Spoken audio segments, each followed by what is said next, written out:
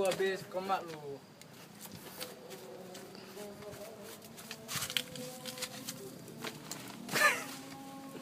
Wah, suspek kok.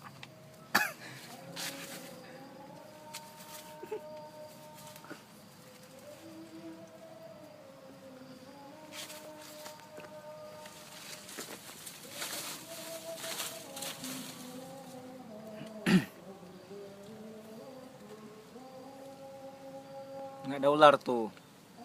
Mulai. Mana kayak tuh berdiri lu ah. Siap, ready. Wah, Go. perut Angkat terus kaki lah. Di belakang angkat terus. Tuh yang ada lakban. Licin bro, licin. Mana bisa lah. Belum kena lubang-lubang kecil sudah gede.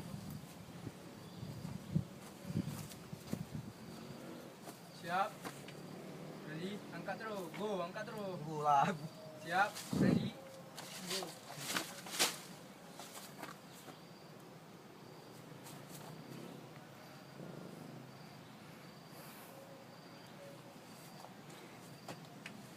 Siap. Siap. Ready. Waktu belang udah ready. Angkat terus go. Ready. Ja, pegang Ja. Siap. Aku mau naik ke puncak. Puncak mana? Wih, nggak bisa. Woi, jatuh tuh kok. Siap. Siap. Ready. Angkat terus. Siap, ready. Mana kayak tuh?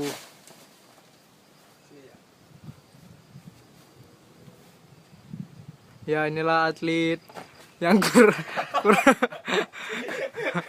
masa ketawain bro. Licin. atlet kurang ajar. Itu seperti gaya Cica di WC. Nih pakai MG.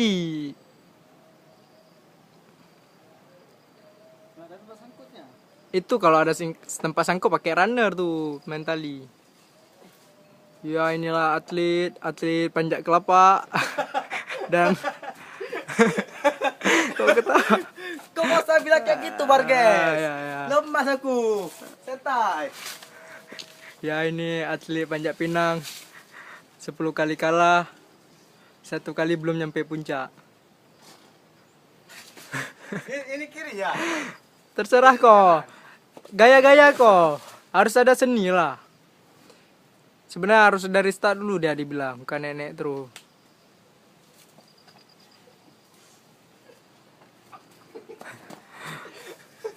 Nih aku kasih contoh nih sekali lagi. Merah. Merah. Abang Tong.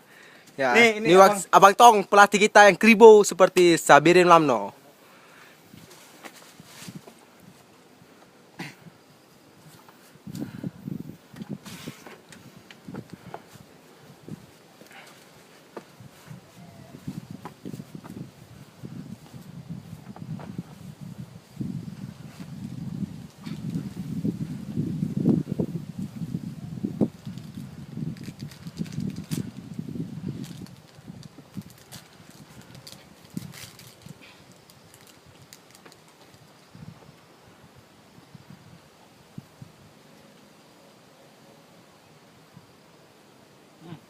Bisa lagi pengen salah.